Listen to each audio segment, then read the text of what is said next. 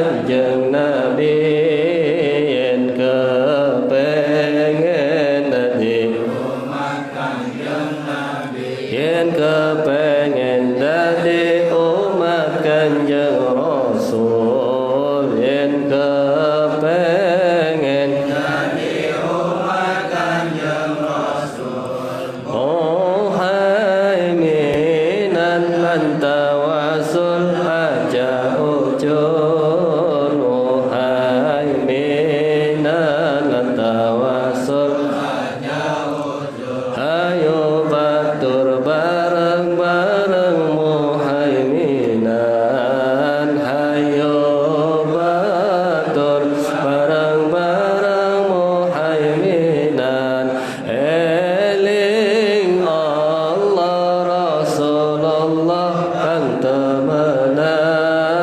eling Allah Rasulullah kang temenan muhaiminan risane ingkang lempeng muhaiminan risane ingkang lempeng eling Allah Rasulullah ingkang mencelang eling Allah Rasulullah ingkang mencelang ati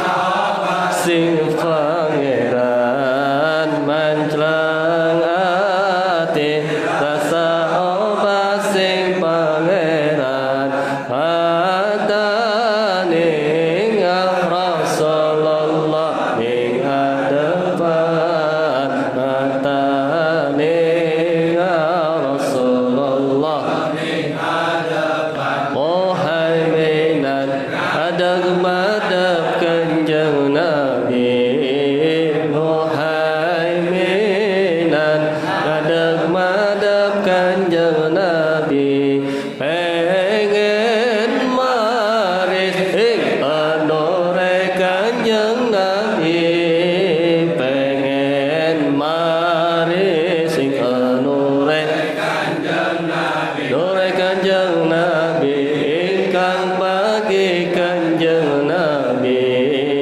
nore Kanjeng Nabi ingkang bagi Kanjeng Nabi yen kebagi bagen larat tetap sugih yen kebagi bagen larat tetap sugih pangaran sugih ora susah eling Allah kangeran sugih ora susah eling Allah serta nurut perintah Rasulullah serta nurut perintah Rasulullah ya muhaimin ya salam mohon rahmat serta salam ing Kanjeng Nabi serta khalifah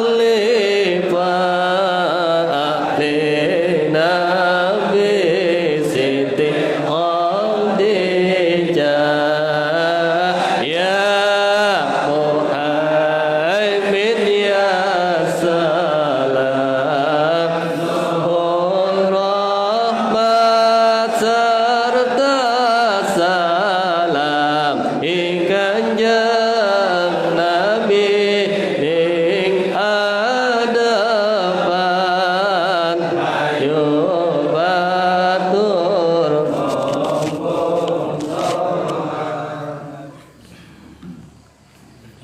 Bismillahirrahmanirrahim. Assalamualaikum warahmatullahi wabarakatuh. Bismillah, alhamdulillah, wassalatu wassalamu ala rasulillah Sayyidina Muhammad ibn Abdillah wa ala alihi wa sahbihi wa man walah. Qalu subhanaka la ilma lana illa ma 'allamtana innaka antal alimul hakim. Rabbi shrah li sadri wa yassir li amri wa hlul 'uqdatam min lisani yafqahu qawli, amma ba'd. segenap yang jamaah yang hadir pada malam hari ini yang dirahmati diberkahi oleh Allah Subhanahu wa taala. Wabil khusus Ustaz Abi Zahwa beserta keluarga, para santrinya, sesepuh kita Bapak Amir dan para jamaah yang hadir malam hari ini, kita berdoa kepada Allah Subhanahu wa taala agar diri kita dan keluarga kita di rumah diampuni dosanya oleh Allah Subhanahu wa taala, hajat-hajat kita dipermudah oleh Allah Subhanahu wa taala, diri kita, keluarga kita dijauhkan dari segala macam musibah, dari segala macam bencana, berkah daripada pengajian ini. Amin amin ya rabbal alamin.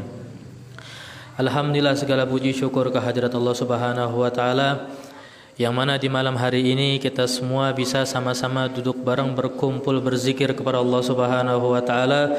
Semoga sebagaimana kita dikumpulkan di tempat ini di dunia ini, nanti di akhirat kita dikumpulkan bersama Rasulullah sallallahu alaihi wasallam. Salawat teriring salam semoga tetap kita limpahkan, kita berikan kepada junjungan kita Nabi besar Nabi Muhammad sallallahu alaihi wasallam.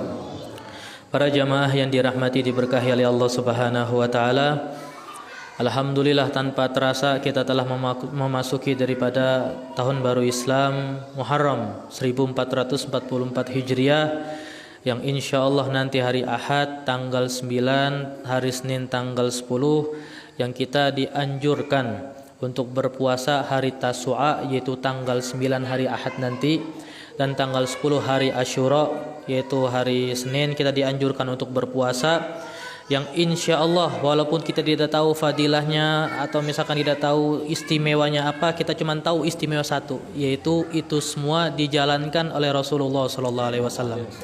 Cukup dalil terbesar kita, selama Rasulullah mengamalkan maka kita harus mengamalkannya. Janganlah kita sebagaimana dikatakan Habib Abdullah bin Alwi Al-Haddad sebagai hamba tujar, sebagai hamba yang cuma pengen tahu fadilahnya aja tetapi tidak mengamalkannya.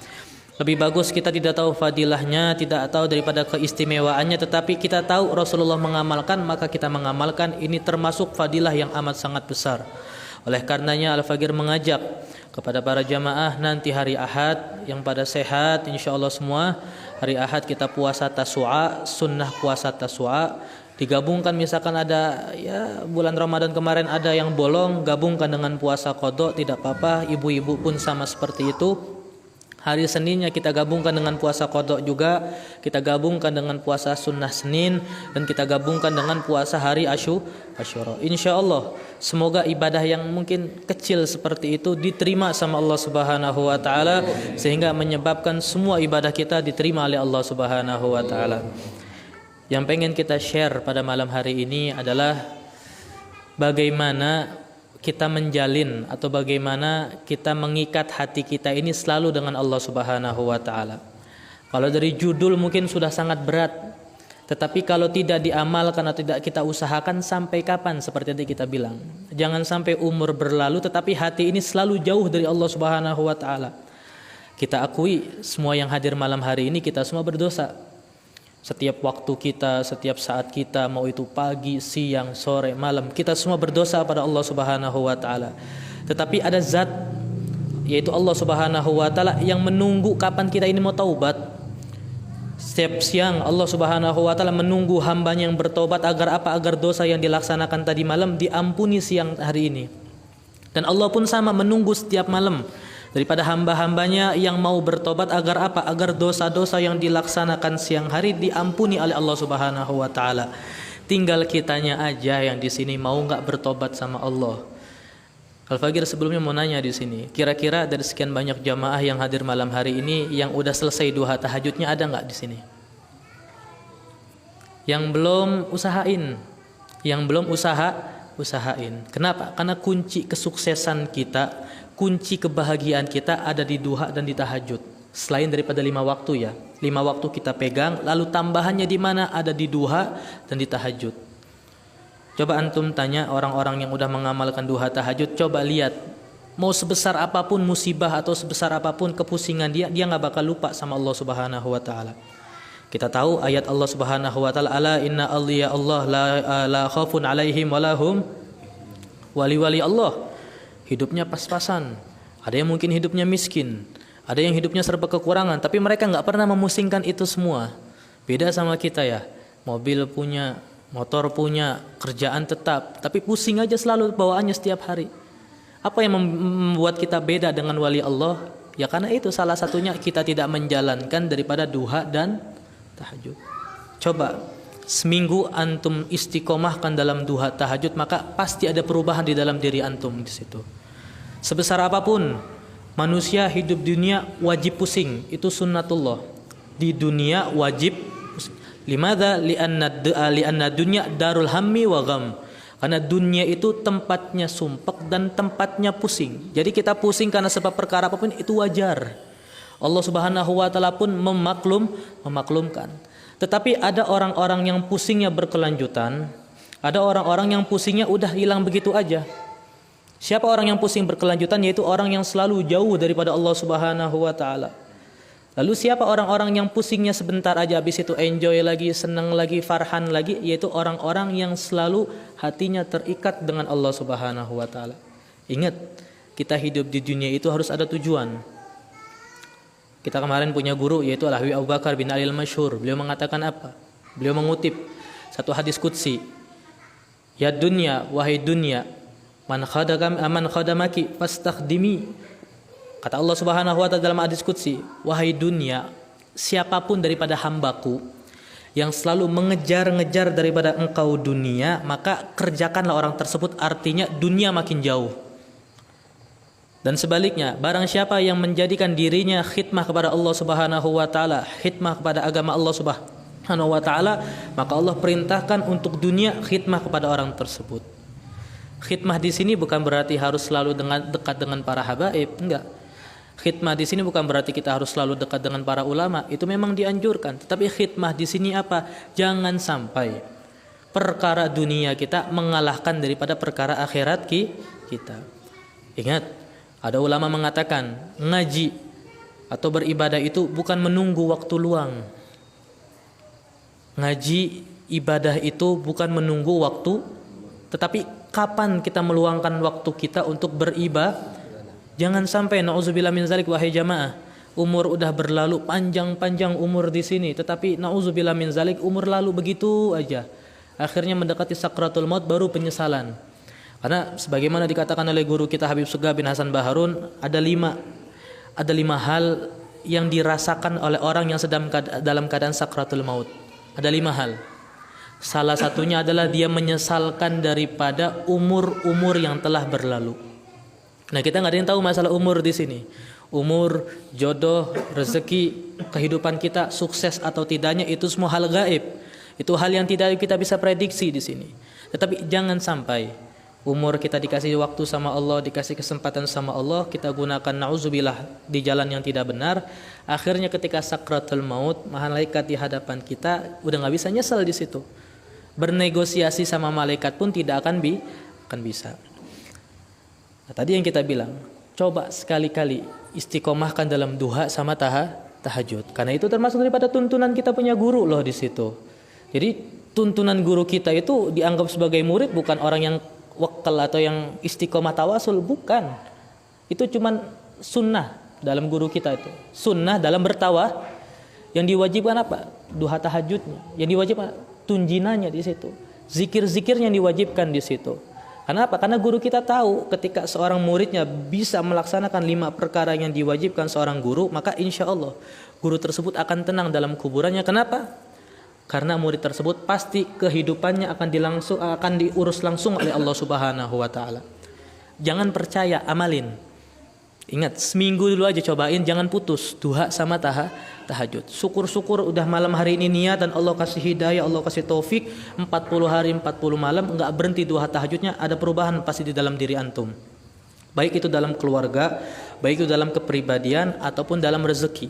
Karena bohong bagi kita misalkan beribadah tidak minta rezeki, itu adalah hal yang bohong. Pasti kita beribadah ujung-ujungnya pengen minta rezeki. Ujung-ujungnya ada sesuatu yang kita inginkan dalam ibadah tersebut, dan Allah pun nggak apa-apa seperti itu. Bukan berarti ketika ibadah embel-embel rezeki nggak boleh, sangat boleh di situ. Karena kita hamba Allah yang lemah, kita hamba Allah yang miskin, sedangkan Allah zat yang maha kaya, Allah zat yang maha memiliki semuanya, Allah zat yang maha mengabulkan, Allah zat yang maha baik. Maka wajib bagi kita untuk meminta kebaikan Allah Subhanahu wa taala. Jadi coba ngaji rasa itu dimainkan gitu loh. Ngaji rasa itu kapan dimainkannya? Ketika tahajud. Susah untuk bangun jam 3, bangun mepet-mepet sama subuh. Subuh misalkan jam 5 kurang 15, bangun jam setengah 5. Kita sujud, minta sama Allah, jangan banyak-banyak. Untuk pemula 2 rakaat cukup di sini. Karena kalau kebanyakan besok-besok nggak diamalkan lagi di situ. Cukup 2 rakaat, istiqomah seminggu, baru tambahin. Kita tahajud sama Allah, kita tuangkan semua apa yang di dalam otak kita di dalam sujud tersebut, maka insya Allah Allah Subhanahu wa taala zat yang maha mendengar. Allah Sami', Allah Basir, Allah Karim, Allah Mu'ti, Allah Ghani. Allah memiliki sifat-sifat itu. Pasti walaupun kita tidak ucapkan di dalam mulut kita, kita taruh di hati kita sambil sujud, Allah tahu. Allah Subhanahu wa taala berfirman, dan antum mungkin hafal semua dalam Al-Qur'an, dalam surat Al-Alaq, wasjud sujud kepada Allah Subhanahu wa taala, waqtarib, ayo dekat kepadaku. Allah meminta kita ini mendekat, tapi kitanya sendiri yang menjauh. Allah suruh sujud, kitanya enggak mau sujud. Maksud ayat di sini apa? Tahajud yang banyak. Tahajud istiqomahin. Semua permasalahan-permasalahan kita, mau itu dunia kita, anak kita, keluarga kita, jamaah kita, taruh di tempat sujud kita serahkan kepada Allah. Ingat, Allah Subhanahu wa taala itu sangat cinta, sangat sayang kepada hambanya yang mau mengeluh. Jadi pas tahajud, ketika nanti kita berdoa, nangis sekencang-kencang kepada Allah Subhanahu wa taala, karena air mata yang keluar hanya untuk Allah, air mata tersebut yang akan memadamkan api neraka di hari kiamat nanti. Jadi semoga air mata yang keluar ketika berdoa, air mata yang keluar ketika berzikir itu menyebabkan diri kita yang kotor ini, diri kita yang hina ini diharamkan daripada api neraka Allah Subhanahu wa taala. Jadi kira-kira bisa diamalkan enggak di sini? Jadi ngaji enggak usah banyak-banyak.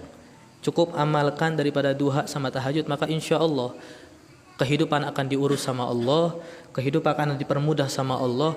Anak misalkan yang bandel, yang susah diatur, maka semuanya adukan sama Allah, pasti sama Allah akan diurus. Dan Allah Subhanahu wa taala pernah berfirman, wa ufawwidu amri ilallah innallaha basirun bil ibad. Ya Allah, aku serahkan perkara-perkaraku, permasalahan-permasalahanku, urusanku, hutang piutangku, kreditku, kontrakanku, istriku, anakku, semua sebutin. Wa ufawwidu amri ilallah, aku serahkan kepadamu ya Allah. Semua permasalahan-permasalahan kita tadi tuh kita kasih kepada Allah Subhanahu wa taala. Innallaha basirun bil ibad. Allah pasti percaya sama hambanya.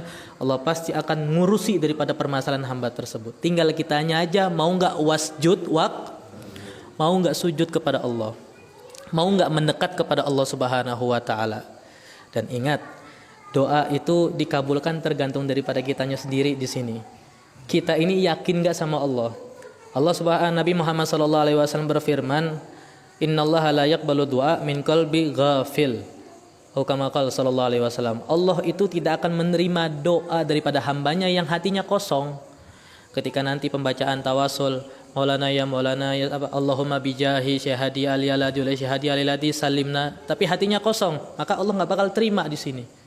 Walaupun kalimat-kalimat tadi pernah keluar daripada mulut seorang wali Allah Subhanahu wa taala, yaitu kita punya guru, tapi karena kita keluarin dari mulut yang hina ini sambil hatinya kosong, maka tidak akan dikabul.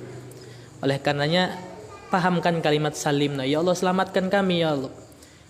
Kesulitan ini, kesumpekan ini, tolong selamatkan kami ya Rabb. Anak cucu kami yang hidup di akhir zaman seperti ini, selamatkan kami ya Rabb. Masukin semuanya ke dalam hati antum.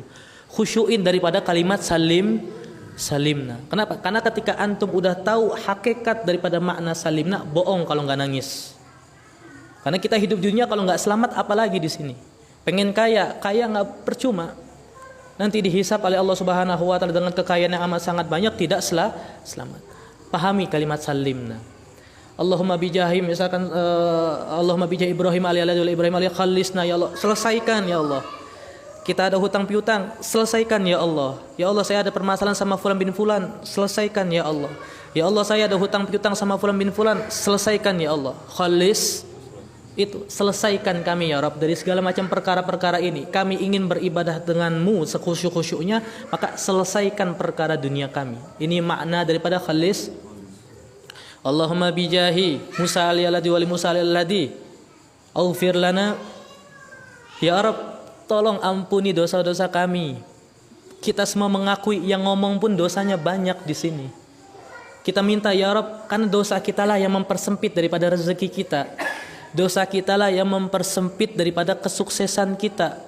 Dosa kita lah yang menghambat daripada keistiqomahan kita. Maka kami minta ya Rabb, aghfir lana, ampuni dosa kami biar kami sukses. Aghfir lana ya Rabb, biar rezeki kami lancar. Aghfir lana ya Rabb, biar kami istiqomah beribadah kepadamu. Ini makna daripada aghfir. Paham di sini ya? Allahumma bijahil yasal ya ladi wal yasal iftah lana. Di sini banyak yang pedagang, di sini banyak yang usaha, di sini banyak yang iftah lana ya Rabb, bukain semua di sini. Kita cuma berikhtiar, Allah yang mendatangi pembeli, Allah yang mendatangkan daripada konsumen. Kalau kita bukan ngadu kepada Allah, ke siapa lagi di sini? Sedangkan hati yang dimiliki oleh manusia itu dalam genggaman Allah. Kalau kita tidak ngadu kepada orang zat yang punya genggaman tersebut, ke siapa lagi di sini? Maka iftah lana ya Rabb, bukain semuanya. Bukain futuh kami, bukain daripada basirah kami untuk tidak diharamkan memandang Rasulullah sallallahu alaihi wasallam. Iftah lana ya Rabb. Pahamin, dalamin makna daripada iftah lana. Allahumma bijahi Yunus aliyalati wali ahlik aduana. Kita hidup di dunia ini, banyak orang yang tidak suka dengan kita, banyak orang yang hasut kepada kita, maka jauhkan mereka dari kami ya Rabb. Jauhkan mereka dari jangan hanya kami, keluarga kami pun dijauhkan agar terjauh daripada sihir, agar terjauh daripada gangguan orang-orang zalim, agar terjauh daripada orang-orang yang ingin berbuat jahat kepada kami ya Rabb. Ahlik adua. Allahumma bijahi Jibril. Allahumma bijahi Jibril alaihi unsurna. Kita meminta tolong kepadamu ya Rabb. Di dunia ini kami minta tolong selamatkan kami nanti di akhirat nanti. Tolong kumpulkan kami bersama guru-guru kami ya Rabb. Tolong kumpulkan kami bersama wali-walimu ya Rabb. Tolong mudahkan kami, tolong kami dalam beribadah kepadamu ya Rabb. Unsurna, minta tolong.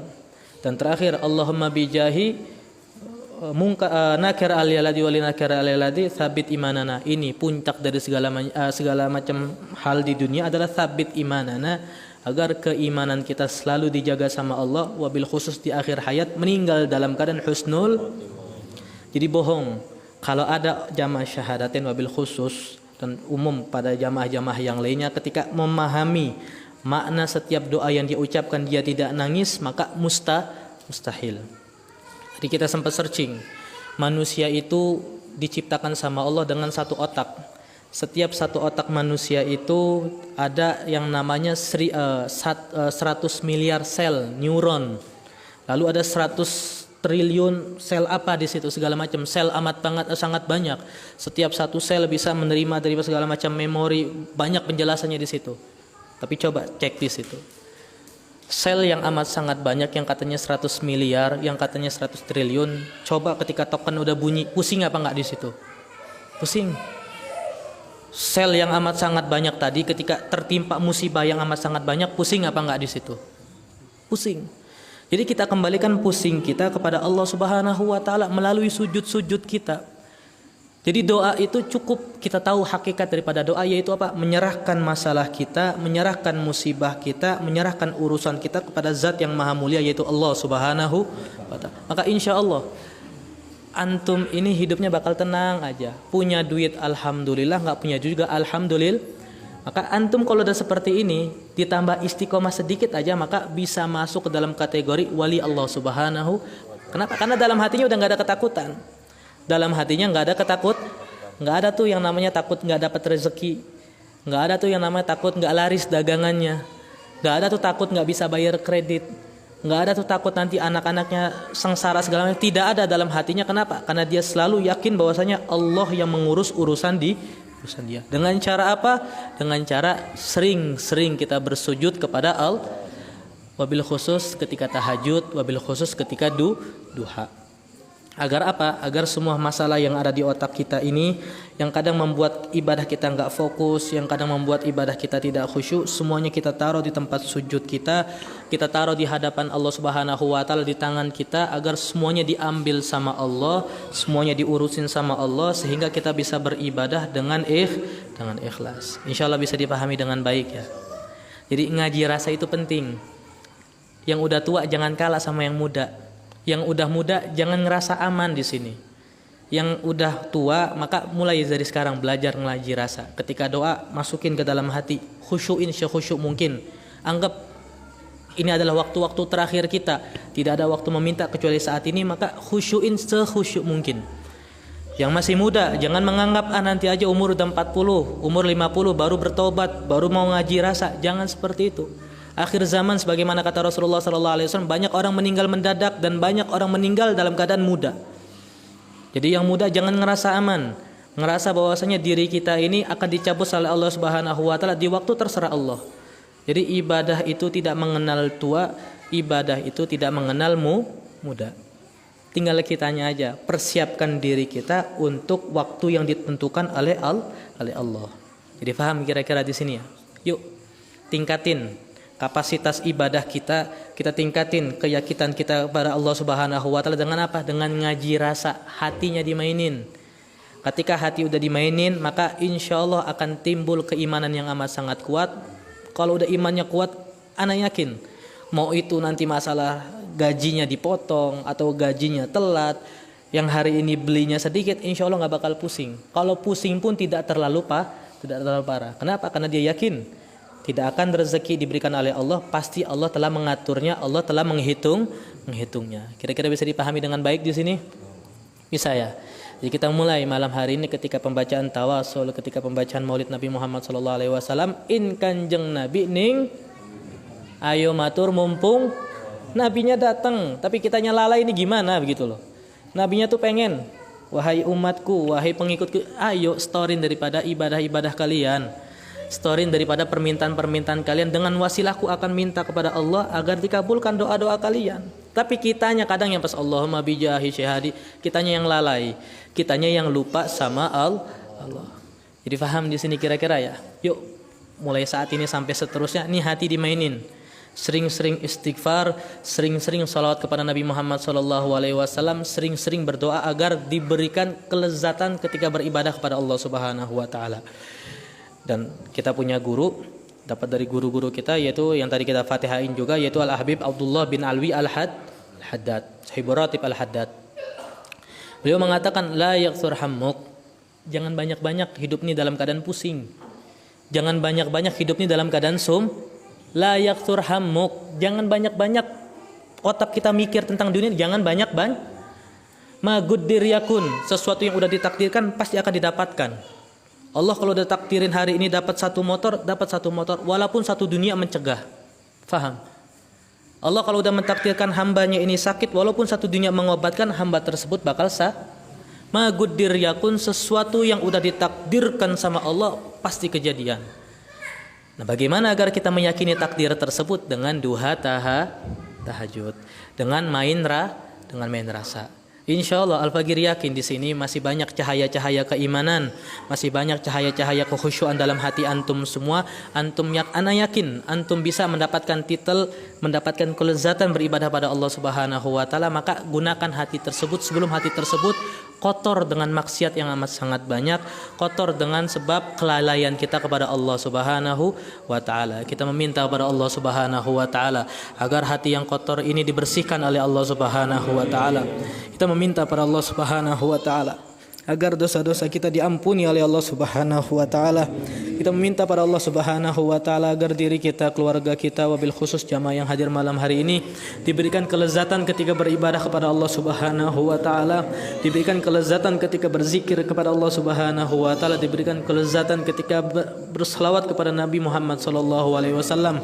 Kita meminta pada Allah Subhanahu wa taala agar urusan-urusan dunia kita yang menyebabkan kita lalai kepada Allah semuanya diambil oleh Allah Subhanahu wa taala, semuanya diurusi oleh Allah Subhanahu wa taala, semuanya dipermudah oleh Allah Subhanahu wa taala. Kita meminta pada Allah Subhanahu wa taala agar diri kita ini selalu dijaga oleh Allah Subhanahu wa taala dari segala macam fitnah, dari segala macam bencana, dari segala macam penyakit. Kita meminta pada Allah Subhanahu wa taala agar hati ini selalu bersih, agar hati ini selalu diterangkan dengan nur Allah Subhanahu wa taala, nur Nabi Muhammad sallallahu alaihi wasallam. Kita meminta pada Allah Subhanahu wa taala agar tahun baru ini dijadikan tahun yang lebih baik daripada tahun sebelumnya untuk beribadah kepada Allah Subhanahu wa taala.